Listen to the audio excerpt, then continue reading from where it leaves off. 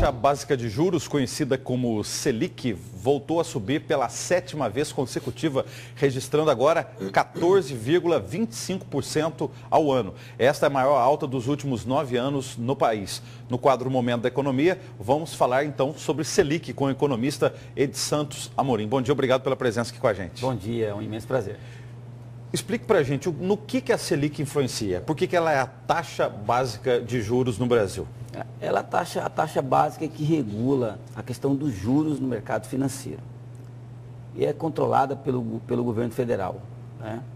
O governo federal usa como principal instrumento para conter a inflação. Vamos fazer uma comparação. Em décadas passadas no Brasil, a gente ouvia muito assim: aumentou os combustíveis, principalmente a gasolina e o óleo diesel, aumenta tudo no país. Hoje é a Selic que seria esse indexador da economia principal aí? Na verdade, assim, o que indica os aumentos de preços hoje é a inflação. Só que a Selic ela passa a ser um instrumento de conter a inflação. Só que, na verdade, o governo usa apenas como um único instrumento. E não é isso, não é só fazendo aumentar juros no mercado para conter o consumo é que vai controlar a inflação. Explicando melhor isso aí, quer dizer que quando o governo aumenta a taxa Selic, o dinheiro, o empréstimo no Brasil fica mais caro. Para a gente pegar um dinheiro no banco para comprar alguma coisa, esse dinheiro fica mais caro, é isso? O efeito direto, ela inviabiliza investimentos, o que automaticamente afeta o emprego e a expansão da atividade econômica. Como é que você vai fazer expansão num cenário onde o custo do dinheiro está elevado? O consumidor perde o poder de compra. O consumidor já vem perdendo, na verdade, por conta da inflação, né? A inflação ela vem corroendo o salário.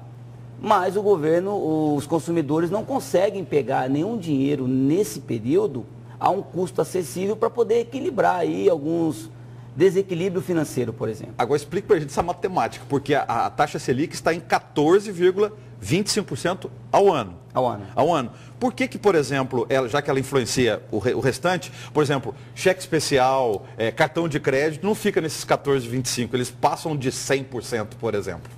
Por isso nós acreditamos que o aumento da Selic nesse momento, ela não vai refletir diretamente em novos aumentos nas taxas de juros do mercado financeiro. Até porque no acumulado, os bancos já reajustaram muito superior do que a própria Selic.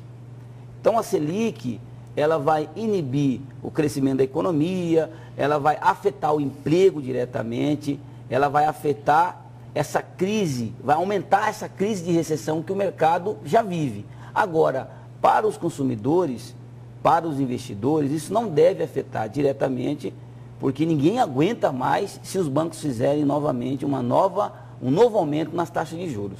Aí o que a gente podemos observar é que os bancos daqui a um pouquinho também vão entrar em recessão e aí começa a crise de demissão do setor bancário e outros setores que envolve aí toda uma atividade econômica. A imprensa nacional falava que ontem esse aumento da Selic, esse 7º em seguida, seria o último desse ano. Qual que é a sua previsão? Eu, quanto economista, acredito que vai vir a 8ª. Ainda tem uma gordura para chegar a uma Selic. Chegar a quanto aí, por exemplo? A 14,75. Aí a gente não suportaria mais um aumento superior a esse. Mas eu acredito entre setembro a outubro deve vir nova alta.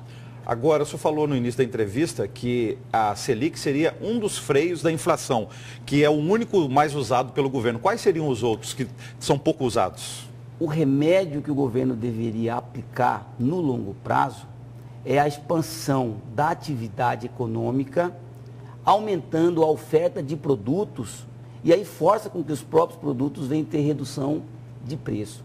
Agora o governo não consegue impulsionar a atividade econômica e aí vem fazendo essas medidas homeopáticas para tentar resolver a questão da inflação e a atividade não cresce. Então ele tem que começar no longo prazo aumentar a atividade econômica. Explicando melhor isso aí, como que ele ele estimula a atividade econômica? Nós estamos falando aí de iniciativa privada, de mercado, como que é? Seria com financiamento através de bancos como o BNDES ou diminuindo a carga tributária, a carga de impostos junto às empresas?